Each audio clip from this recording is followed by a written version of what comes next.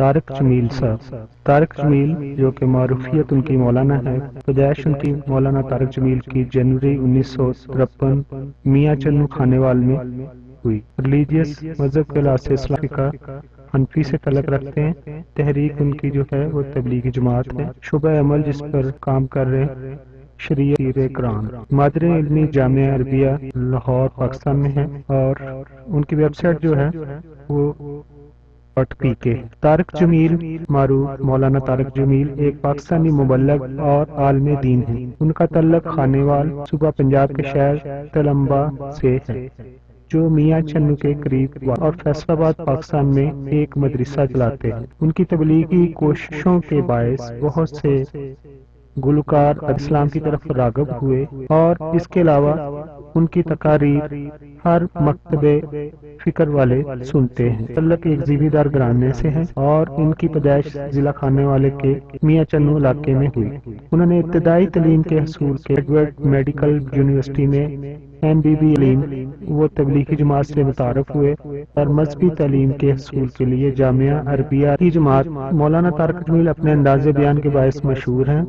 انہوں نے تبلیغی جماعت کے ساتھ 6 برے اعظموں کا سفر کیا۔ مقتدین کی جانب سے ان کے بیانات انٹرنیٹ پر مختلف ویب سائٹ پر پیش کیے جاتے ہیں۔ لوگ بڑی تعداد میں ان کی متاثر ہو کر کئی معروف شخصیت دار اسلام میں داخل ہوئی ہیں۔ وہ فرقہ واریت کی سخت مخالفت کرتے، لوگوں میں اختلافات ہوتے ہیں اس کا ہر کو قتل کریں، یعنی لوگوں میں اختلافات ہوتے کہ ایک دوسرے کو قتل کریں۔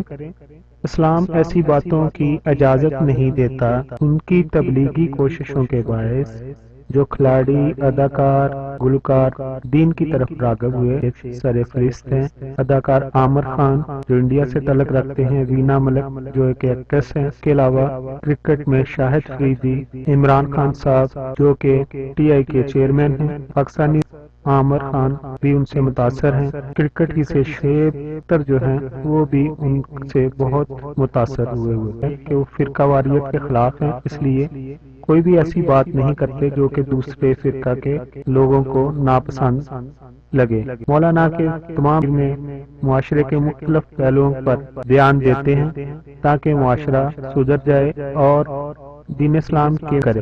مولانا طارق جمیل کی کہانی بہت دلچسپ ہے۔ ان کے آباء و اجداد خانیوال کے قریب آباد تھے۔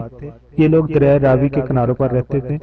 طارق جمیل کسی نہ کسی طرح پڑھتے پڑھاتے گورنمنٹ کالج تک پہنچ گئے۔ کالج میں ان کے طالب علم تھے۔ مذہبی تقریبات اور نماز و عبادت سے اتنا زیادہ لگاؤ نہیں تھا۔ جن دنوں اقبال حال میں ایک بنگالی طالب علم نے انہیں دین اسلام کی دعوت دی، لیکن طارق جمیل کر کمرے سے نکال دیا۔ اس طالب علم کا نام نعیم تھا۔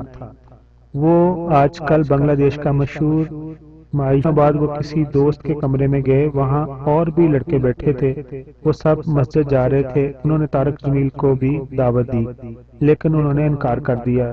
دوست بازد ہو گئے اور انہیں زبردستی لے گئے۔ وہاں طارق جمیل نے اس نعیم کو نماز پڑھتے دیکھا۔ مولانا اب اس منظر کا ذکر کرتے ہیں تو ان کی آواز میں ایک عجیب تھر تھراہٹ آ جاتی ہے۔ وہ کہتے ہیں کہ میں نے آج تک کسی کو اتنے خوف سے نماز پڑھتے نہیں دیکھا۔ نعیم کی اس نماز میں طارق جمیل کے اندر ایک نیا جیسے نماز پڑھے بغیر واپس آ گئے، لیکن اندر ہی کروٹ لینے لگا۔ دوسری بار وہ چند دوستوں کے ساتھ نیو ہاسٹل کی کینٹین پر بیٹھے تھے۔ اذان ہوئی، سیڑھیوں سے گھسیٹ کر رہا تھا، جس کے باعث اسے چلنے میں دشواری ہو رہی تھی۔ وہ ساری سیڑھیاں اترا۔ اس کے بعد برآمدے میں ایک سیٹ ساتھیوں سے کہا، دیکھو یہ شخص اس شکل میں بھی اپنے رب کے سامنے پیش ہو گیا ہے، لیکن ہم ٹھیک ٹھاک حالت میں نماز نہیں پڑھتے۔ بس یہ فکرہ کہنے کی دیر تھی۔ طارق جمیل صاحب کی ذات کے مسجد میں داخل ہوئے، اور آج 35 برس ہو چکے ہیں وہ پھر بھی وہاں سے واپس نہیں آئے۔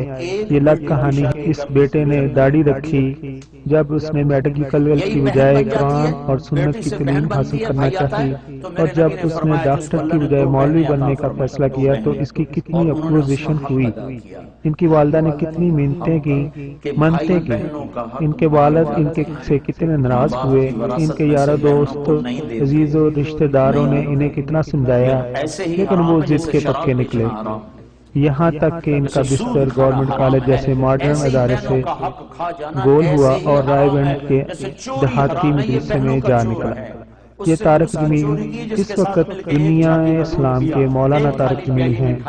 اللہ تعالیٰ انہیں دین کی روشنی اور عمل کی طاقت سے نواز رکھا ہے۔ ہم سنا کرتے تھے، پڑھا کرتے تھے کہ فلاں شخص کی باتیں سیدھی دل پر اثر کرتی ہیں، اور ہم نے یہ صفت طارق جمیل کی ذات میں دیکھی ہے۔ واقعی ان کی بات انسان کے اندر دستک دیتی ہے۔ آپ خطابت کے بادشاہ ہیں، فصاحت و بلاغت تو آپ کے گھر کی چیز ہے۔ مولانا کے بیانات میں کثرت سے واقعات ہوتے ہیں، گویا کہ آپ سبق آموز عبرت انگیز واقعات کو خوبصورت لڑی میں پرو کر سامعین کو سناتے ہیں کہ سننے والا انداز بیان سے آخرت کی وادیوں میں گم ہو جاتا ہے۔ آپ کی مجلسوں میں بیٹھنے والے کا جی چاہتا ہے کہ یہ مجلس کبھی ختم ہی نہ ہو۔